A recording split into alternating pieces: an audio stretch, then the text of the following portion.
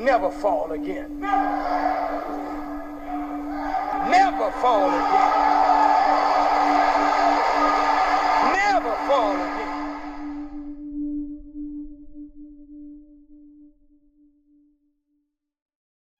From the making of the Honorable Minister Louis Farrakhan's documentary to the bonus content for the album box set to 40 Miles, we've been blessed to be able to sit with the Honorable Minister Louis Farrakhan and screen our projects for him before their release. And every time, he always offers deep insight and honest critiques that help us enhance our projects. On October 6, 2019, we were blessed to screen 40 Miles Episode 2 for the minister and the one and only Brother Jibril Muhammad at the Phoenix Palace. But after that screening in particular, the minister said something that changed the entire course of NFA. It was a beautiful screening, very emotional, reliving some of what he's been through to rebuild this nation. He was running down the history of the Nation of Islam. He mentioned the Hudaybiyah truce and a lot of opposition the nation faced during the rebuilding years. And I wanted to ask him questions about 40 Miles Part 3. We were thinking about doing it on the Mid March or the World Friendship Tour, something in that area. But with the minister, you have to specifically ask him about the past.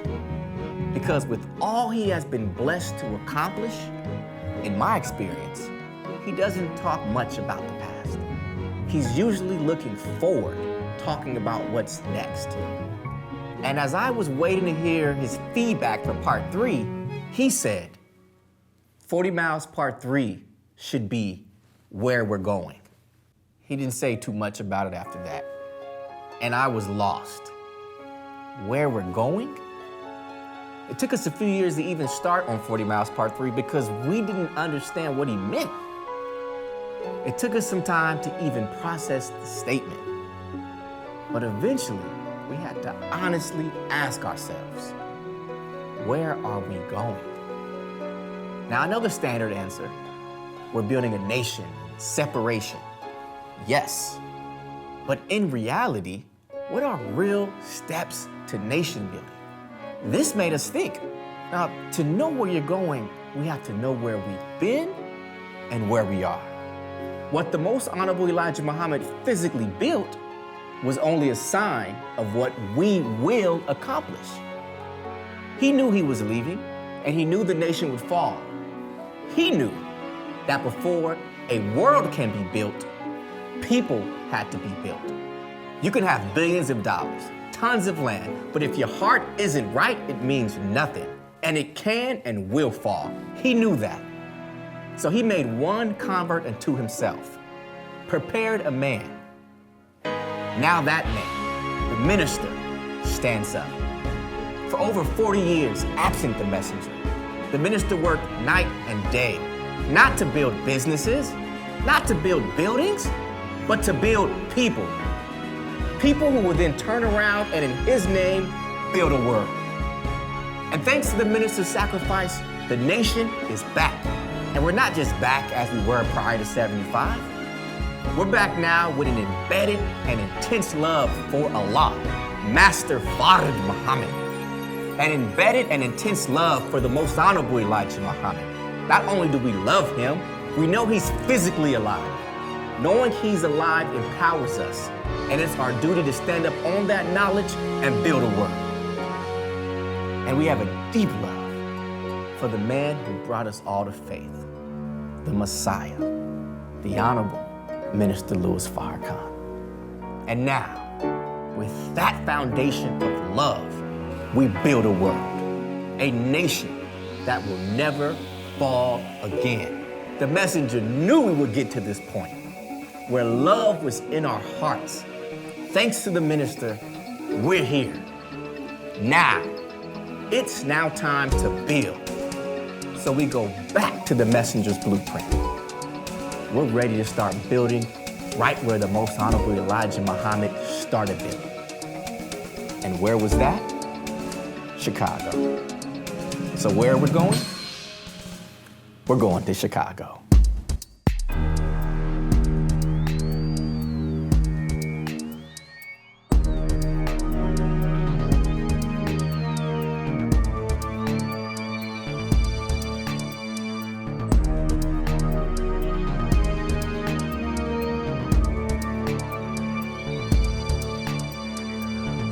No uniformed policemen assigned inside this ballroom. And we are going to pick our heroes from today on. I'm the world. I'm the real God.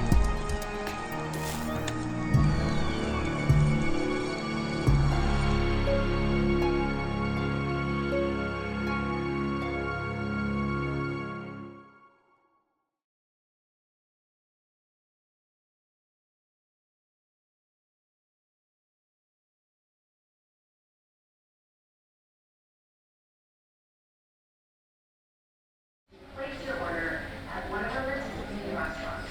LA'sOrderNow.com. The flight deck, a very good morning. Welcome aboard our flight to Chicago. We'll be underway here just another couple of minutes. They're just finishing up the last bags underneath. About a 10-minute taxi to the runway. Once we're airborne, it's right at 3 hours and 30 minutes en route. It does look like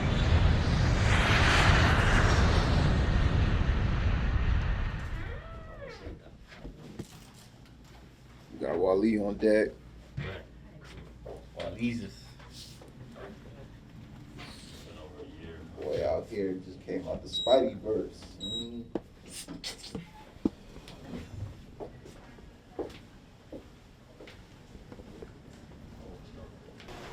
Your flight's at 8.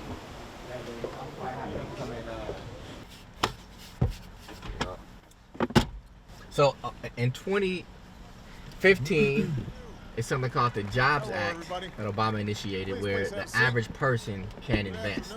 And a lot of people are taking advantage of crowd fundraising. Before that, you had to be accredited. So now the average person can do it, but you have to file with the SEC and do a bunch of stuff. So that's what we're in the process of doing. But What does that look like as far as like time? 90 days. It's about 90 days. So while that's getting done, we want to be shooting this, the shooting material, and then in October, when it'll be ready, and by then we will put the offer in to the owner of that portfolio. Shoot him some money, have that locked down, so we announce the REIT and we have an agreement with him in place. By that time, we can announce it because we already have an agreement with him. People be trying to hate, but you can't interfere. Yeah. You know what I mean? That give us time to raise the money. Similar to how the minister got Mas Mariam. Put money down and then had to raise. Okay. We're following in those footsteps, my brother. Gotcha. 4 months. We got 4 months. Oh, there, the south side, Hyde Park is mixed. Very much so. Oh, bro, so many white people. Gentrified. Look at this bus stop, bro. Mud. It never used to be. Isn't that crazy? It's like 10 white folks at a bus stop. Yeah, they're moving south. They're kicking us south and west. Look at that bus stop, bro. Crazy. They're comfortable too. Babies and everything. Comfortable. The projects is right down here. So Fahim sent me this article. I need to send it to you guys, but it's from the Cook County Treasurer, and she did a report on pretty much all the programs Chicago is initiating isn't working. The Land Bank, County Authority, the scavenger sale. Nobody's buying the land out here in the South. They're just sitting there. Properties, some abandoned, some empty lots with unpaid taxes attached to them. According to the Cook County Treasurer, it adds up to $1.5 billion in lost property tax revenue. That's more than a fifth of Cook They County. say it's high crime. Nobody wants to purchase it. So they have tens of thousands of vacant properties in Cook County. Tens of thousands. And they don't know what to do with it. You know what I mean? So it's the perfect time to buy it up. You should see what some of the designs Brian has been doing for communities. So like say we get this vacant land, a lot of it, and we put a new type of property. It's not expensive, but it's fly. So you start coming to Chicago, you spend the block, and it look like you in Switzerland or something. Future. Yeah, bro. And it's not even expensive.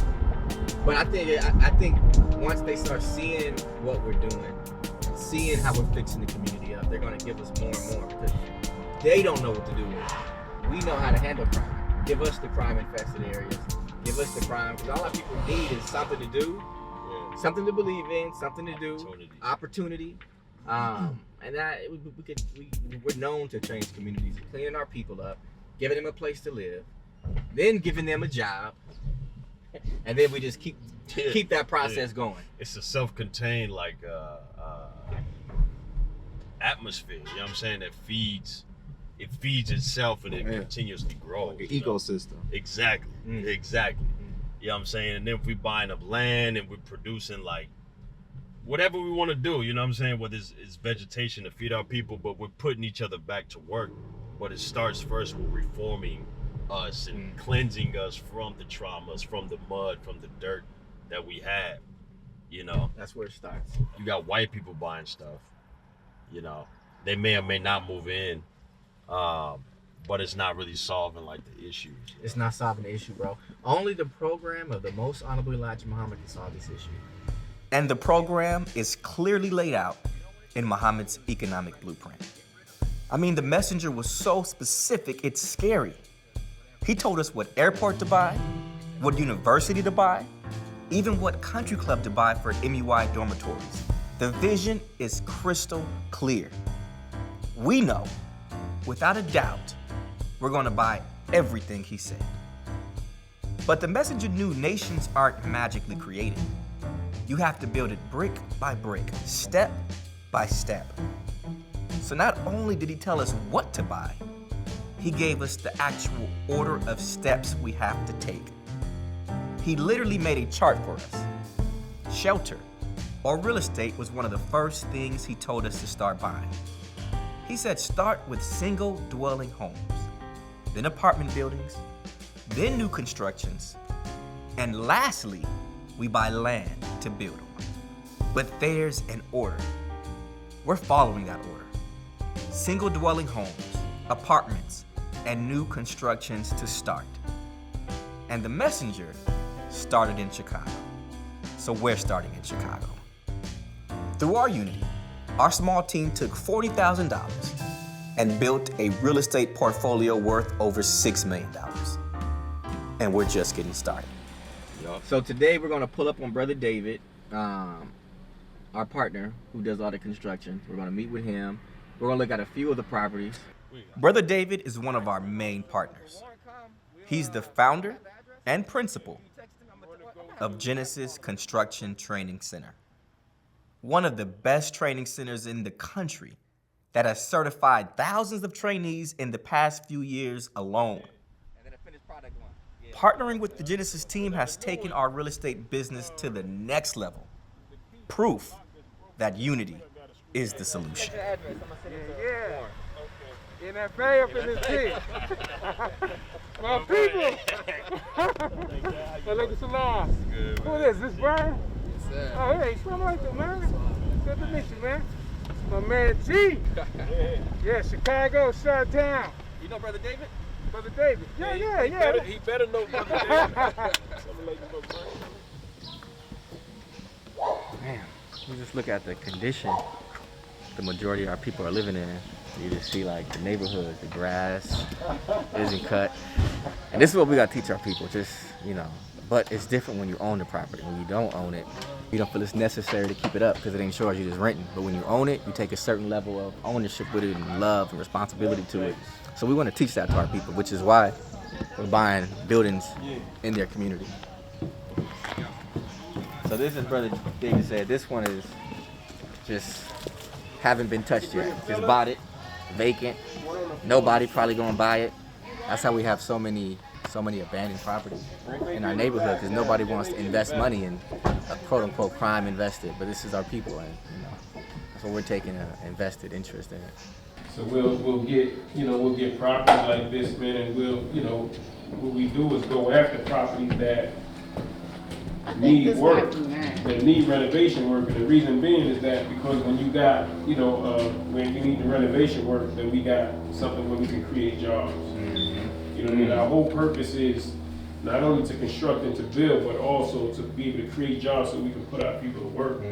and beautify our cities and build it and own it and rebuild our Yeah, cities, man. yes. Rebuild the wasted cities. Yes, sir. That's Yes, what it is, sir. and own our cities because, like I said, the real estate and the building structure in Chicago is beautiful. Me being from New York, one of the richest, wealthiest cities in it, but it's beautiful. It's a solid structure, solid foundation. The architecture is really, really nice. And so they're coming after it. So we just, you know, we want to be able to get to it and offer our people at the same time for investment in it as well, so we can own it. But as we bring on different investors, people who got money sitting in the bank, but what are the banks doing? They're using your money to invest in real estate. Exactly. You know, and you don't get a piece of that. And you don't get a piece of it. As a matter of fact, you got to pay fees every month You do. for them using your money. Yes, sir. So the hell with the banks, man. So we take our money and we, you know, invest it in our properties and then we fix it up. However, because it's in the hood, we do not, you know, we still would give them the highest quality as if you was down maybe in a high apartment. When you treat them like royalty, then that affects them. You know, we talking about the training. A great part of our training, the knowledge of self. And self-worth and self-value. So we're teaching carpentry, masonry, painting, plumbing, electrical, HVAC, all of these trades. What makes us so effective, and I'm talking about very, very successful in our training and in retaining people and getting them to really want to come with us and follow us all over, is because we treat them, number one, with love. We let them know their value and self-worth, and they start acting the part. You know, so I mean, just with a little knowledge of self. You know? Yes, sir. Yes, sir. This is one that hasn't been really touched. Let's go to the well, the one next door. That one's same condition, right? No, that's a little more done. Yeah. Let's go check that one out. So we're about to check this building out real quick. This is a 4-unit building that we purchased from Brother David, so he's gonna walk us through it. We're gonna check it out. Yeah, we in Inglewood, Chicago. So this is one of our units on this side of the city. Now I want to ask you. I want to bear witness to the teachings as far as pooling your resources. You know, you've been doing construction decades, and now you know partnering with our squad, Fahim, and the team. How has that benefited you as far as just partnering and now not just doing construction but buying real estate and all that? See, when you talking about demonstration, because when I first met him and y'all, you know, and y'all, I think we was here talking about, purchasing some big, I don't know, it looked like a 15, 20 unit building. Yes, sir. And y'all just wanted me to, tell you how much it's going to cost to do the construction. Maybe a couple of years later, y'all reconnected and said, listen, man, we got these units, we want to, how much it's going to cost, and see if you can come in and do the construction. I said, yeah, absolutely, And I said, but whenever it's feasible, man, I'm interested, man, and maybe getting some of these properties, as far as on the development, acquisition and development. I said, let me know when, the spirit was shit. We can do that right now. Not tomorrow, not on the next property, but now. Everything has been like magic, our union. See, when you come together in his name, in Allah's name, and when both your intentions are pure, man, it's just gonna be success, man. And our union has been a success. As Brother David mentioned, together we have bought and renovated dozens of units. And we're on course to own over 100 units by the end of the year. The work of he and his team is the high quality our people deserve. We have raised the standards and will continue raising the standards for our people and communities. Yeah. I like this one a lot. And check out the other side too. It's a lot of land. What is it? Buying and renovating is one strategy, but we're also excited about the third step of the messenger's chart: new constructions. So now that we have a good flow on buying and renovating homes and apartments, we're excited about developing projects from the ground up. Inshallah, we'll have this in about another 3 weeks. But more than the actual house, there's empty lots, vacant lots that's on both sides of them that we're looking to build new construction. So I think four new units here, 2 flats. 4 2 flats are going to be built on these properties adjacent to this lot. And man, it's important to get the land and buy property where our people are at, man. To really build camaraderie with our people, to just be around our people, talk to them, help them, teach them. So we really feel it's important to come in our communities and buy it before, you know, those who aren't interested in it buy it. So that's what we're doing with this one. Us getting this to be a big move to build up from scratch, and it'll be the beginning of doing it in multiple places. So this will be our first building from the ground up, and we can incorporate Brian doing some real cool designs. And I like pulling up, seeing our people looking.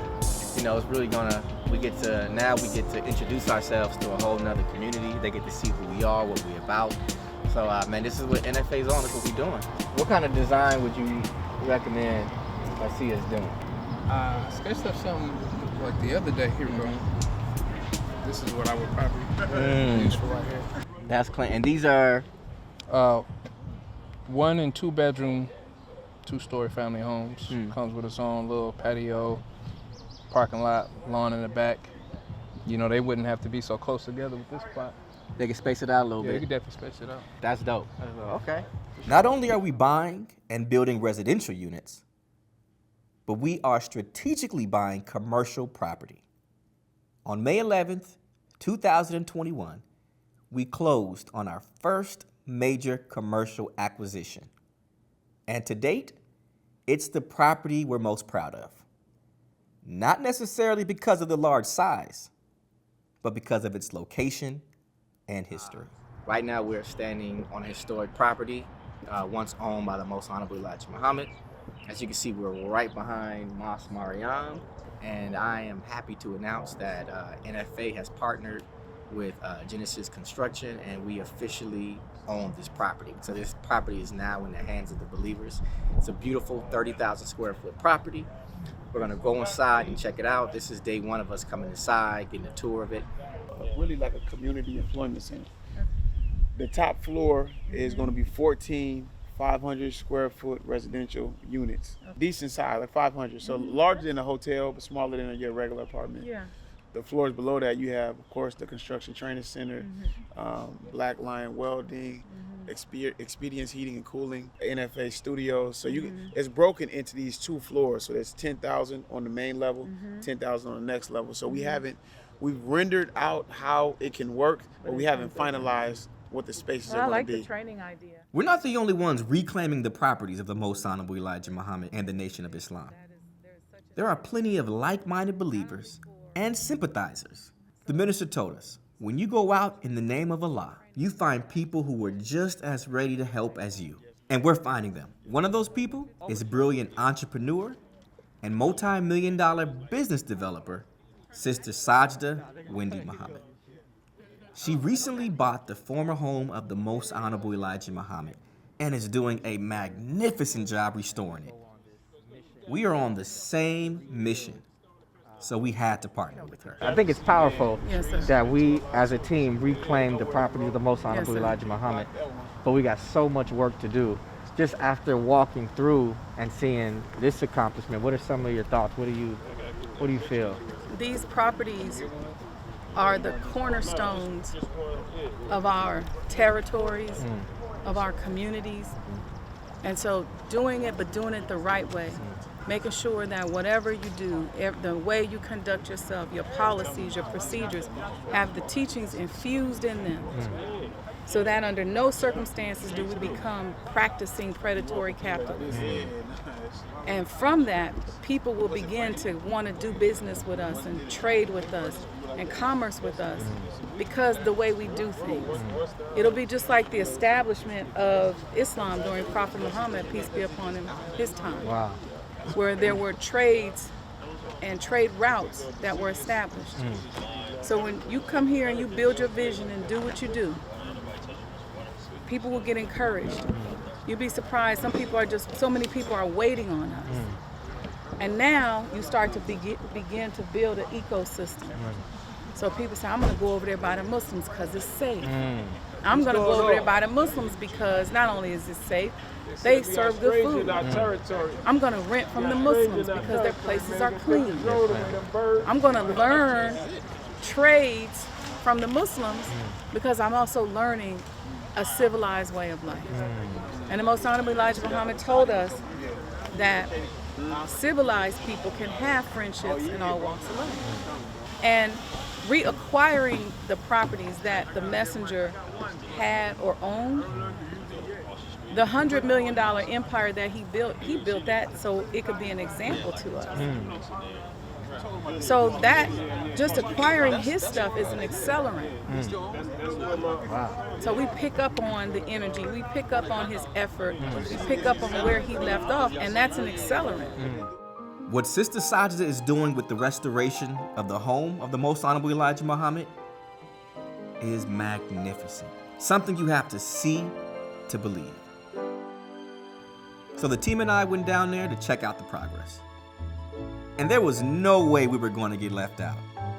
So we found a way to be a part of this historic project. I was getting to that. So I want you to see the NFA theater, the NFA augmented reality theater. So the screen is there. I think it's 26. Oh wow, right here? There's 3 screens. Wow. 26 by, I think 14. So if you can imagine with how peaceful it is here, we have ice cream socials, networking, you know, all the different things.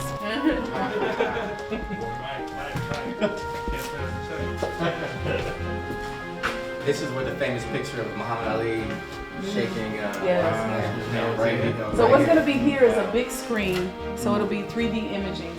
This is the famous room. This is the famous time room where the picture of Master Fard Muhammad was.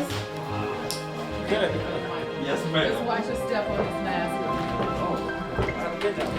So here's this is our, I'll show you where it's going to be. Okay, yes, ma'am. This is our pantry.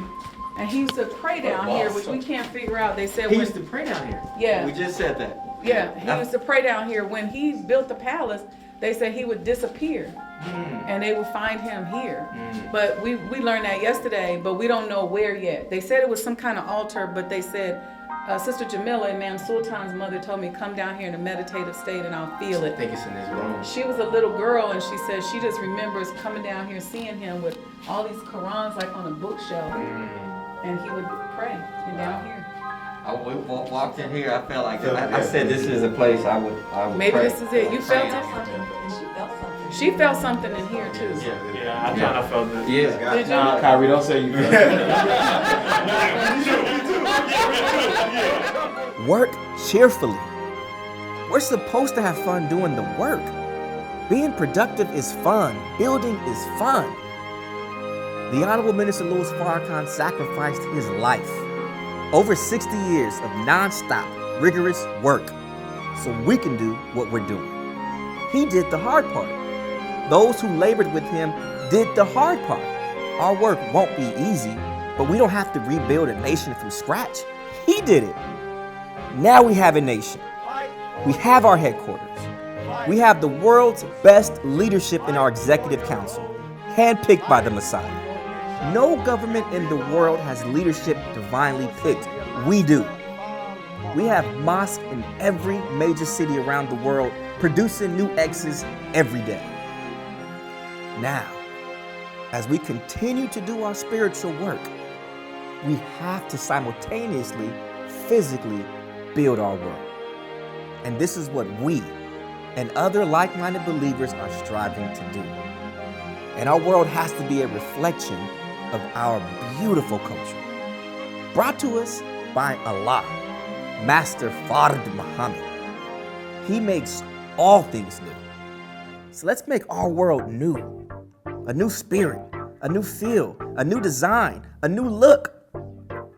So we met with our creative director, Brother Brian, to start the process of designing our new buildings that we want to represent a new way of life. That's why I thought, and we all thought it was dope, Brian, for you to be there to really see it and to see how can we take a normal community and make it look dope.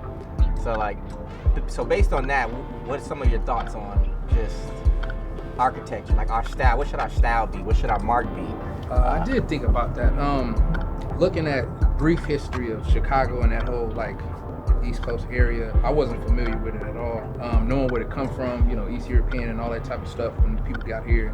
I think we should set the standard as far as the inside, as far as, bigger rooms, higher ceilings, all the amenities, washer and dryer, all that type of stuff to increase a better way of living.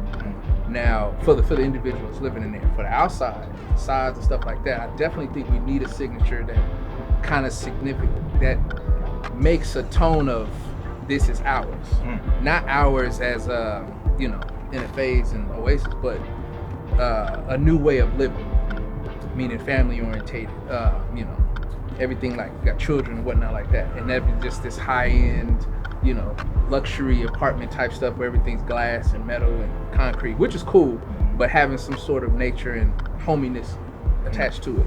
Because if you really ask core black people, it's home, it's family, it's togetherness, it's lived in and not too stale concrete that the white man's used to as far as his caves and whatnot. So that's the aim I'm trying to go and design for. Brian's designs are next level, which is why he's also designing our very special project, overseen by Brother Amin Muhammad.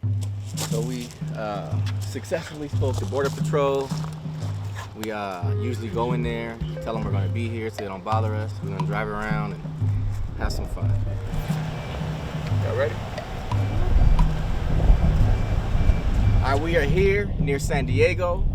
The wall right there is the border wall to Mexico. So we're right on the edge next to our brown brothers, next to our people. We purchased 180 acres, a little south of San Diego. This is where our MUI camp, Camp Muhammad, and 10,000 Fearless training grounds will be. It's right next to the border in Mexico, so we had to develop a good relationship with Border Patrol. Although it's in its early stages of development, we go down there occasionally to get away and have some fun. I warn you guys, really, really good at this. Sure. Just a warning. Oh! Shooting the bow and arrows right now. Oh, right through. That looked pretty good, huh? Yeah. That shit look good.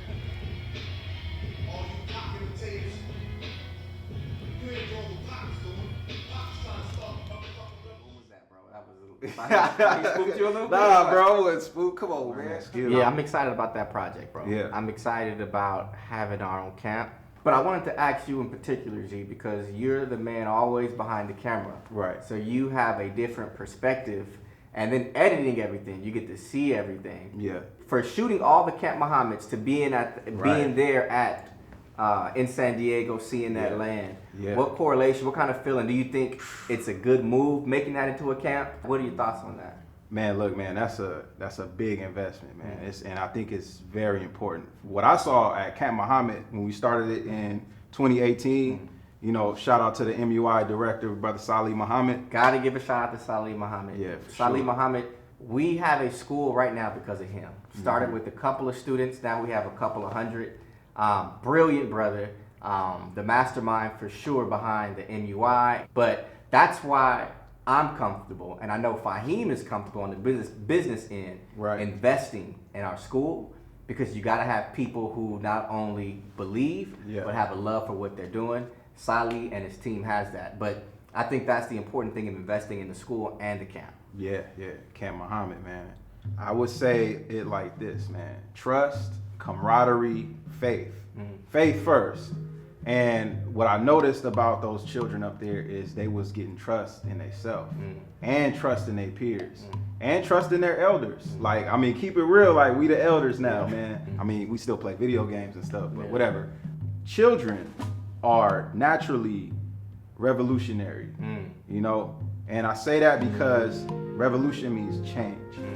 They're constantly evolving. Their minds are constantly changing. And a lot of them revolt and rebel because lack of trust.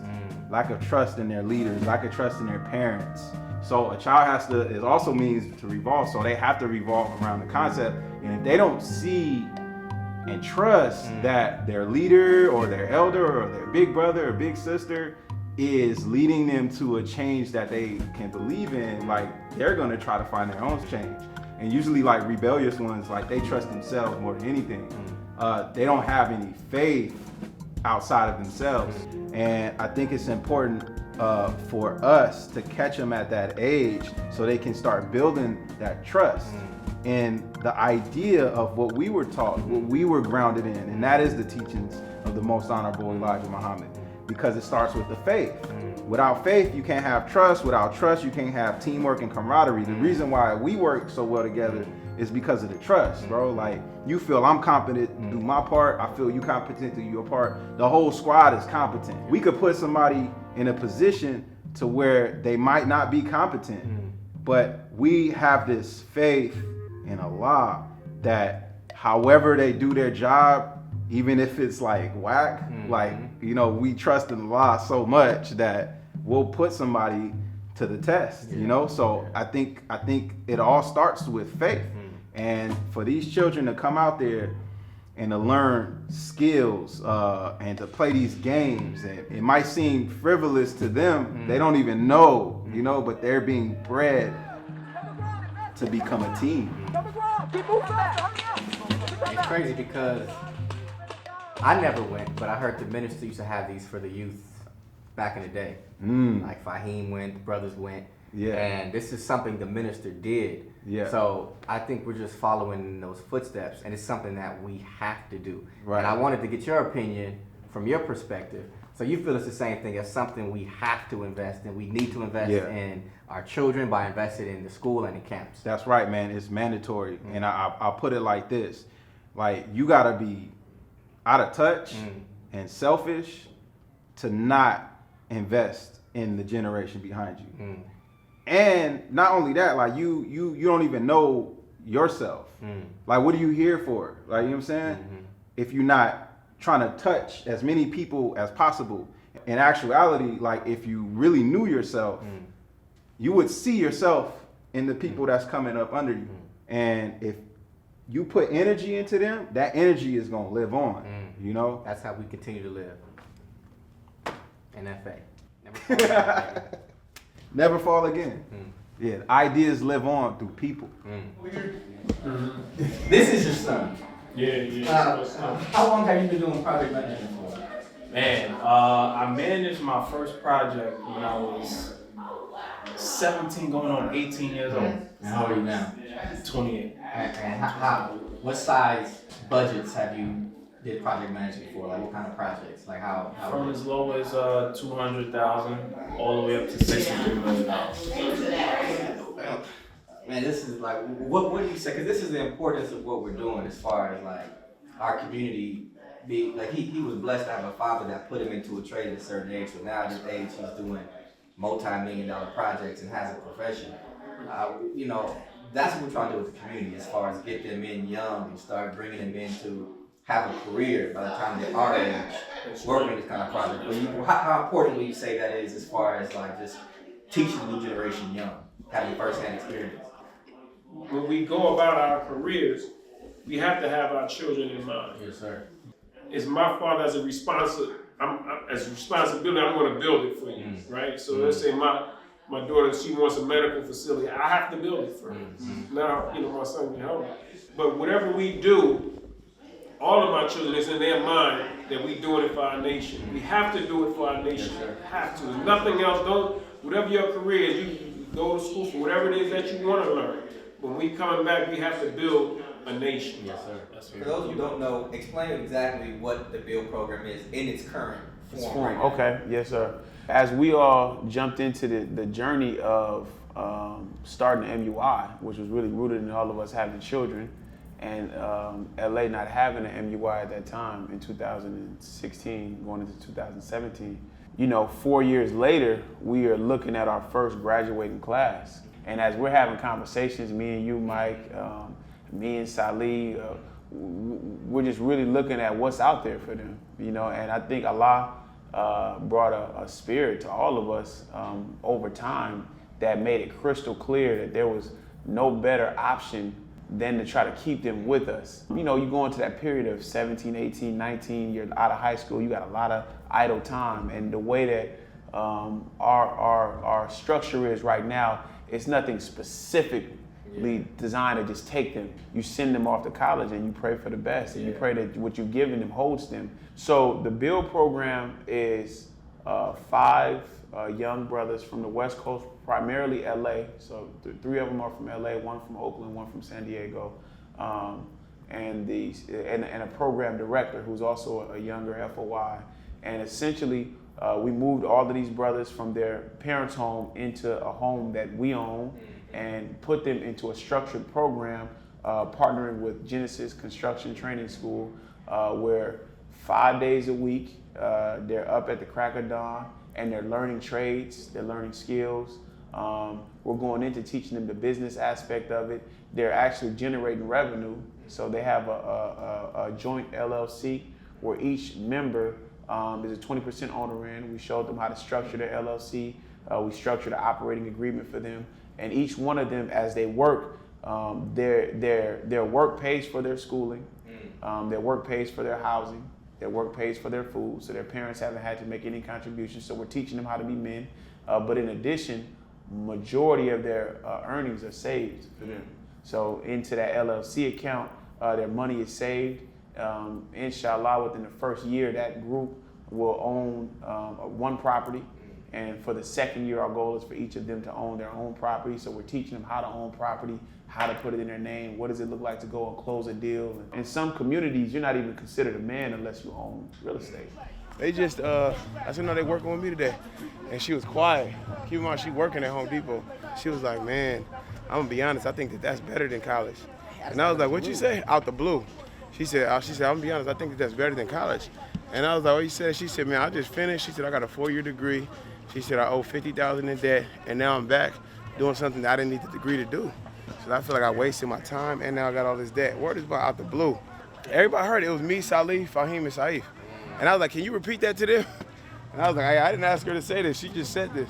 And we were just talking about the messenger's accomplishments of the Muslim book, and how the messenger was planning to do a college. And we was discussing how this is the first stages of us opening a college. And the thing that touched me about the messenger's book, the accomplishments of the Muslims, is how they said that the curriculum is going to be what the nation's involved in. So if it's business management at the time, the Muhammad Speaks, the fish, export and import, that's what the course is going to be. And I think it's brilliant how Allah blessed you and our team to come with the idea, this is what we're doing right now, let's just start. Yes, sir. I think we're saving lives. I think we're going to save more lives. Yes, sir. Yeah, it's about what you want. You know what I mean? If you want immediate satisfaction or gratification, then you selling it. You know what I'm saying? If you're looking to be in something long term that you don't have to worry about working, look, every time you sell them, you get that chunk of money, but you don't have nothing residual.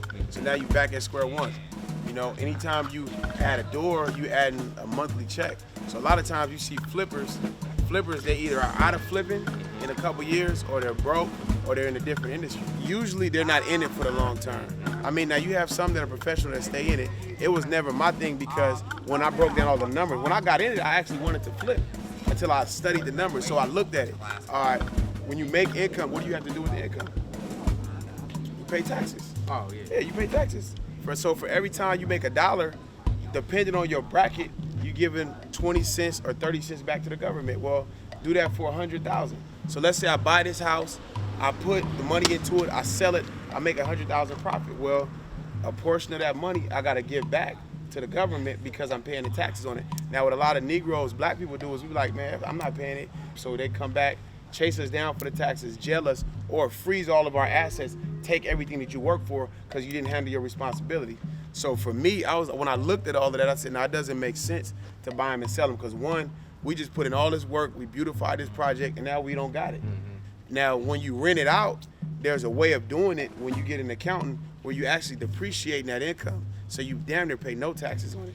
And the money you get from the refinance is technically a loan, so you don't pay no taxes on that. So boom, you run the same numbers, you actually walk away with it more if you structured your deal right. See, ownership is control too. When you come into a building and you say, yeah, we own 100 properties in this city, that's a lot of property taxes. So the city got to have a conversation with you. You know what I mean? And to add, that's the financial strategy. You look at the spiritual side, we're still Muslims. We're in the business of resurrecting our people. So we just don't want to, like Fahim said, beautify a building, and then what if a slumlord buys it? and now our people are renting from somebody who doesn't care about them. The neighborhood goes back to the way it was. When we own the property, we're giving our people a better place to live. We are now interacting with our people. The whole point is to beautify our communities. We can't do it if it's in the hands of others. So the whole point is to own our communities, to help our people, to beautify and to teach them ownership. And then you start seeing people take pride in the yard. And then on top of that, it's better business. So it's a win-win all around. So thank you for answering that. That was a question that, brother posed. Yeah, it's a great question. Man, ask more questions. This is an opportunity for us to have a field where we can grow up what we need and invest in them and help make sure they have the training that they need to be what our nation needs as our nation expands. So That reminds me, do you remember when we took them to Chicago, I think it was summertime, and we showed them around Mos Mariana. They got to see D3 and the brothers who influenced us. And I think the main point is to put nation building in their heart. Yes, sir. This isn't it's not a job. Yes, sir. It's not part-time, but everything you do should be in line with nation building. Yes, sir. Whatever career you pick. And I think that was the beauty of that trip. Yes, sir. Of just showing them those who've done it before us, those who do it for a living right now. Yes, sir. Have a lifestyle. Brother Abdul Rasul, Yes, sir. ask, how many years of that have you been blessed to serve as the general manager? By Allah's grace and mercy, I was blessed to be given this honor by our beloved minister, January 1993. So by Allah's grace, I was 24 years and 10 months of age when our beloved minister blessed me with this honor. I'm trying my very best to live up to an honor like this. It's damn near impossible. This is no lightweight situation at all, and nothing that any of us do is lightweight. We're the best. We're the mighty FOI. We're the men training to be some of the greatest men that the world has ever known. So by Allah's grace and mercy, I've been blessed to be an entity for almost 29 years. We trust you to handle all our business, and by Allah's grace, we got very far with you in this leading the business, and even into especially the real estate. Another business update. Man, where we at with the trucks, my brother? Trucks are going good, man. Man, they say with ease comes difficulty, with difficulty comes ease. Back to so back. Back, don't stop. We came in the gate, of course, with one truck. Allah just blessed us to add 2 more trucks to the fleet. So we're up at 4 trucks. Our target for this year is 5. I think if Allah blesses, we'll probably end out the year with 7. Across the industry, there's like a shortage of like 80,000 drivers. So that's a potential. The way we look at it is like that's 80,000 jobs that we could take. There's so much freight, bro. If we had 20 trucks, we couldn't handle the amount of freight that gets thrown our way. If we had 100 trucks, we couldn't handle the amount of freight. So I can see as we continue to grow the real estate arm, us growing this trucking arm, 3 to 5 years, definitely want to have 100 trucks. We just passed our first safety audit. So, shout out to Alan, our brother Alan, holding it down. And that's the beauty of team, and what I see in the way that we all function and work together, because it allows us to grow at a much quicker rate. Now, I didn't tell you, Brian, that building that you did the whole portfolio for, the package for on Yates, the 30 what unit? 34 unit. The last joint. We put a bid in, and Fahim was to work. That was the greatest, man. They accepted our offer. They accepted our offer, brother. Accepted our offer. Over $250,000 less than the asking price. So all praise due to Allah. $300,000 to be exact. So they were asking for $1.25 million. We submitted an offer for $950,000, and very convincingly, we were able to, get the broker to present our offer to the bank. The minister already said this. This is the blueprint. How we're working, and then we find a lecture of the minister saying, "Go out, find abandoned properties, buy them, rent them out." Now you do. So the minister is saying exactly what we're aiming to do. So it's nothing new. Yes, sir. It's just really execution of the word. It takes a lot of faith, man. And I commend our team, because everyone on our team has faith. We're doing some crazy stuff. Even to put a bid in. When we were where we were put the bid in, by Allah's grace, we made it happen. We're able to make it happen. But just the moves that we make are just crazy. And we could say, I'm just making a figure, that we made $400 a week. The only way we can become masters of our community is we gotta own it. And the only way we can own our community is we have to save money in order to invest in our own development. So if 1,000 brothers put aside 50 out of 400, that's 50,000 a week. But now we're gonna choose a bank. Now we working on the bank. Anybody dropping 50,000 a week in a bank got leverage with that bank. Maybe at the end of a year, we buy the bank. Now let's see how much of this we're gonna invest in owning our community. You go back to the banks, they'll show me what you got in property that you foreclosing on, and we start owning where we live. Then you start getting rent now from what you own. You put people in it, you become the collector of rent. You lower the rent, naturally you ain't gonna fleece your people. We start up a construction company and start fixing up the properties. Before you know it, the construction company working all the time because we busy owning and fixing and owning and fixing and reselling and renting. And before you know it, we organized. We set up precinct council where you learn now about how to run your house, your community. See, atonement is not a speech that I gave. Atonement is an everyday practice. 40 Miles Episode 3 is more than a documentary. It's a call to action. Action to fulfill the vision of the Most Honorable Elijah Muhammad and the Honorable Minister Louis Farrakhan, which is one vision. We don't have to create a blueprint. It's been already laid out for us. We just have to organize, strategize, and go to work. The Honorable Minister Louis Farrakhan kicked off the movement at Savior's Day 2013 with Muhammad's Economic Blueprint, Ending Poverty and Want. Since then, technology has advanced and new laws have been created to help us take that same blueprint to the next level.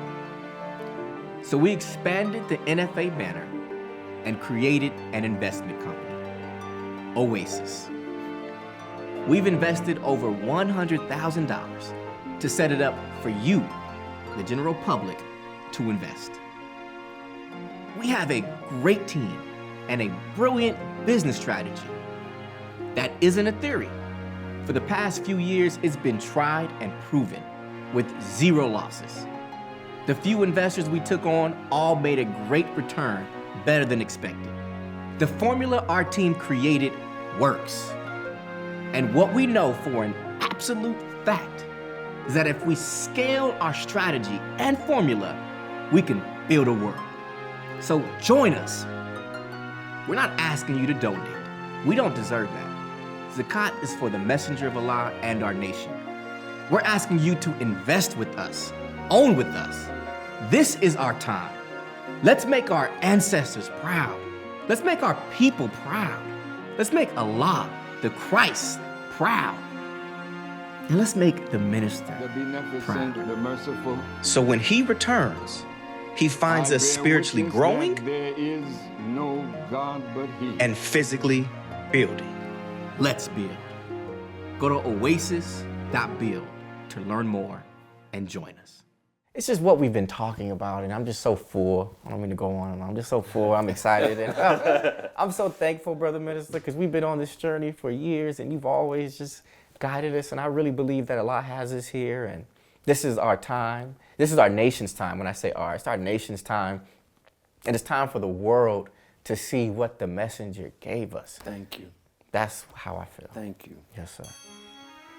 Yes. It is our time and your time. It is the time of youth who have watched their elders try to do the best that they can. But God is putting it in a new generation to rise up and take the ideas of freedom, the idea of justice, the ideas of peace to another level. You know, they're talking about you in the council. I don't know what the result is, but we keep moving, you know. This is the hope. I'll put it very clear. It's my hope. Because working in this vineyard for 63 years, I know that this is the way. It's like a lion in a cage, walking 60 feet per minute. Took him 4 centuries to find the door. Good. Now he found the door. He's out. But now with modern equipment, he's walking at 3,000 feet per minute. 60 times what he was doing before he found the door. This is a door to get the nation up and out into the world where people can reason with what you produce. This represents the nation. Our world is right in front of us, and we thank others for their world, and we've learned from their world and their mistakes. Now we want to build a world of our own that speaks to our nature and the nature of God and the nature in which He created the heavens and the earth.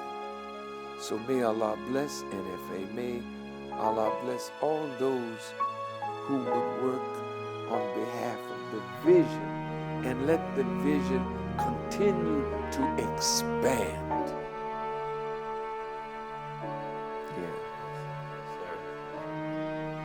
So thank you for allowing me this privilege of watching you grow. Thank you for allowing me the privilege of being an inspiration for your growth. You know? So as an elder, as we see the end of life or the end of time, and we look over our shoulders and we see those who are not marking time but are making time with the fulfillment of a vision, it makes going out easy because we got something that we leave behind that will take the nation and the world to its next level. Continue